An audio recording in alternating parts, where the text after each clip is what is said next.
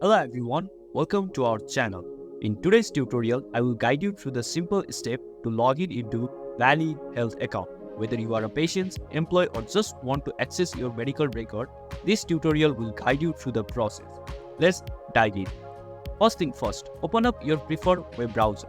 Whether you are using Chrome, Firefox, Safari or any other browser of your choice, make sure it is up and running. Now, next in the address bar, type in Valley Health Login.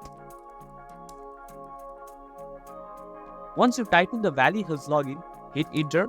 Now you will reach into the section where you see the login through the Valley Health system. So click in this login option. Now you will be directed to the login page.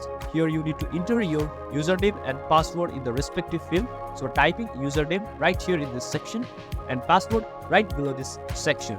Make sure you input them correctly to avoid any login issues. After entering your credentials, double check to ensure they are accurate.